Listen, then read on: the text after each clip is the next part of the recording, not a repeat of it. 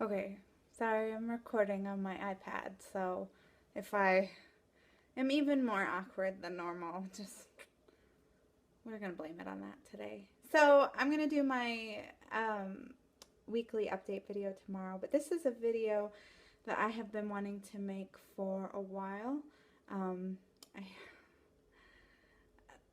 there is a word that has been coming back to me over and over and over again. So for Christmas, my grandmother gave me this necklace, and it says faith.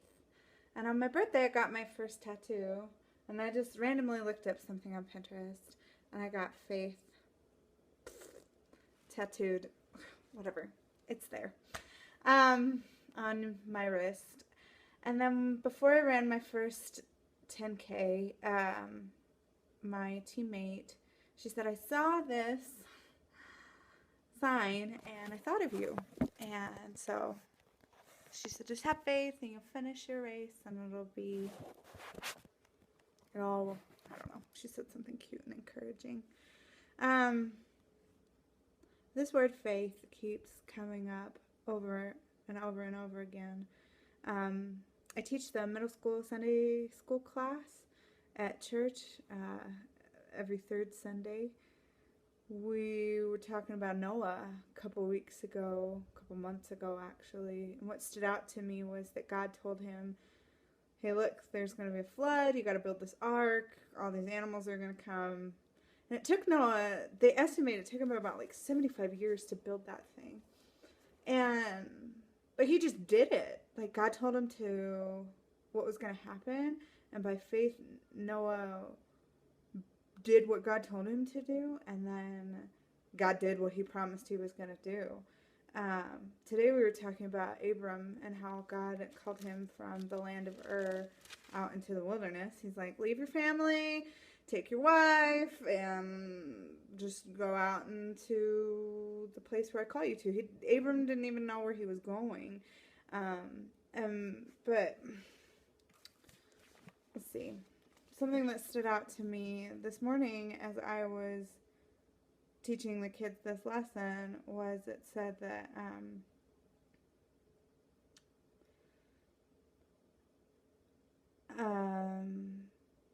sorry.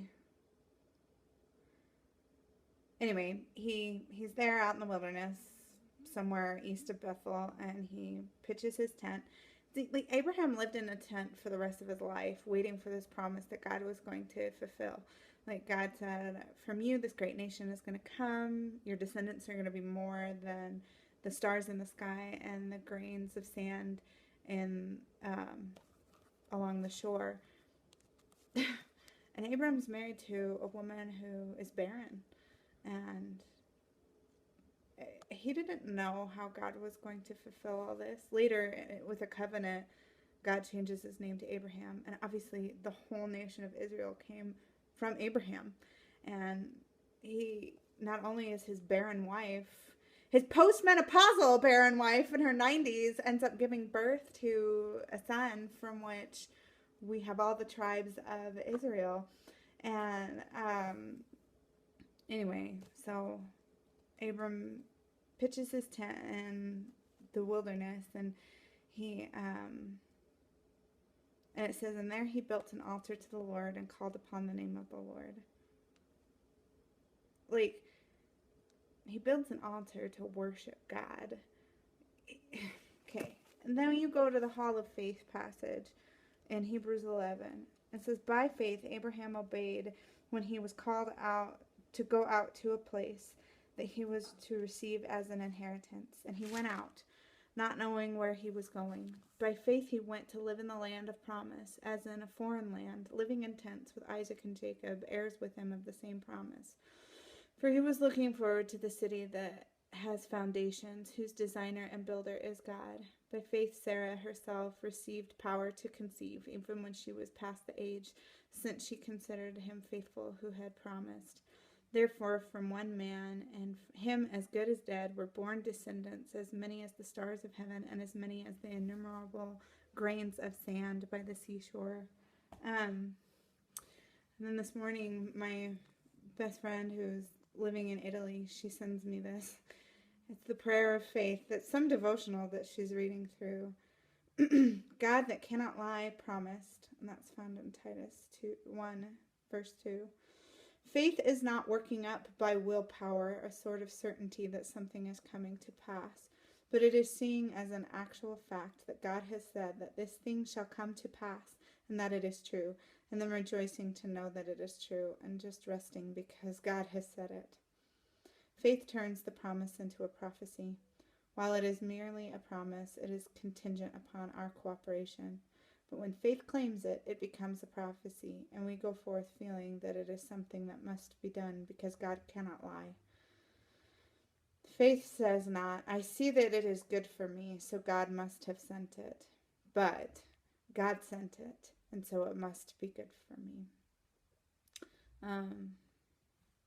Then this was the prayer in the curriculum for the middle school class. It says, Dear Lord, thank you for your word and for opening my eyes to your truth. Lord, as I teach this lesson, please increase my faith and trust in you, in what you do. Help me to see that all of your purposes are good, even when tears are running down my face. Help me to realize fully that only the things you promise through faith in your word will bring me true joy. No amount of earthly goods or pleasures will fill my heart like your truth can. I long to be completely yours, to look to the heavenly city that God has designed and built for me. And please take the minds of my students and their hardened hearts and mold them to your will. Give them the faith of Abraham that will bring obedience to you and your word. Help them, Lord, to see that the things of earth cannot satisfy and won't last. Fix their eyes on the things above as only you can do.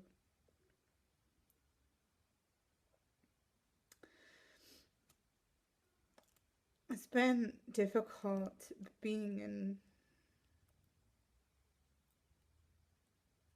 it's just been difficult. Life is difficult.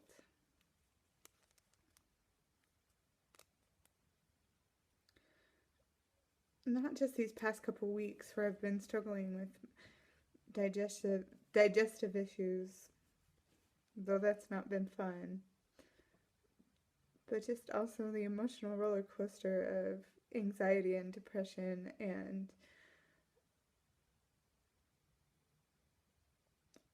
lately just the thoughts have been coming back of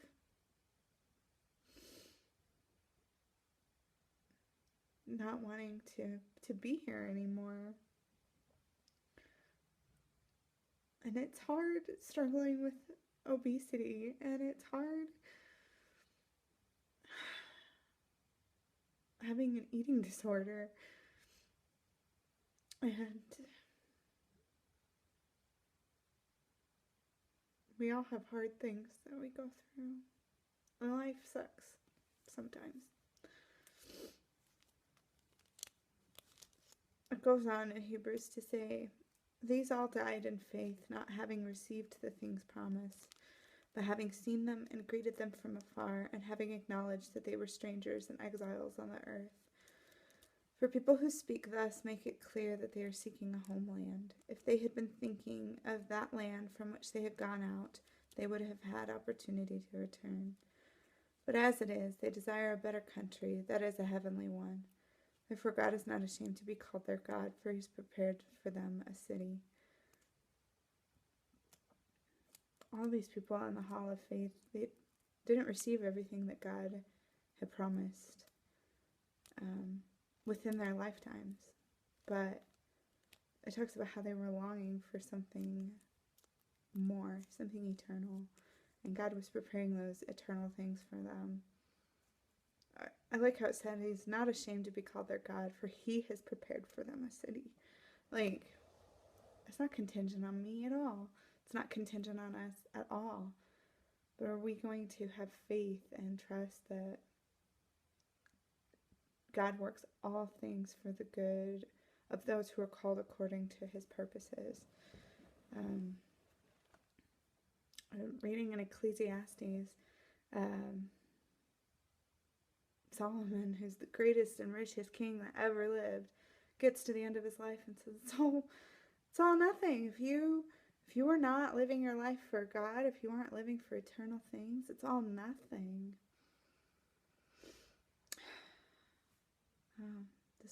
This word faith has extreme significance this year. I'm worried.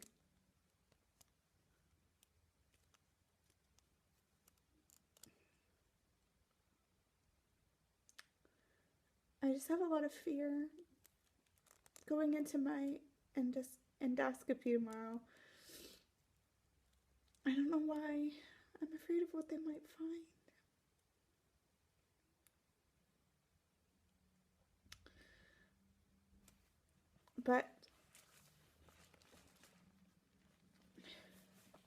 And I don't have a lot of faith right now.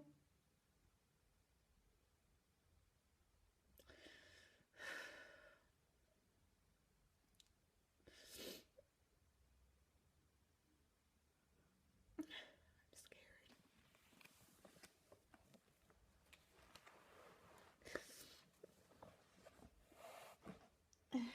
I've made some goals for this week.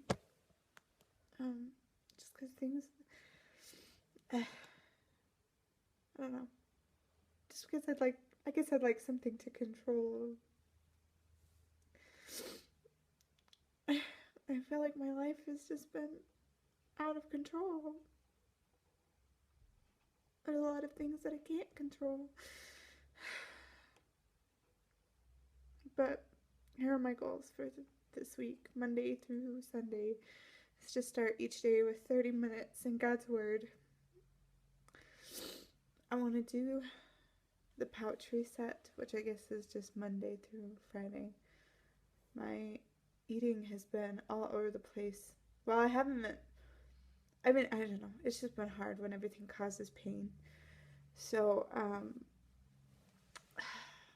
Monday and Tuesday is just protein shakes. Wednesday is soft proteins, like mushy stuff, like the yogurt and eggs and cottage cheese. And then Thursday and Friday is solid proteins. One thing that I read said to keep it really dry so that it fills up your pouch quickly. I'd like to do that. And then I'm seriously praying about doing an elimination diet to just try to figure out if I have a food sensitivity that's, I don't know. Maybe it'll depend on where my doctor wants to take me after the endoscopy tomorrow. The pouch reset will not hurt anyone. I'd like to get 10,000 steps each day this week, and 3 times I'd like to work out.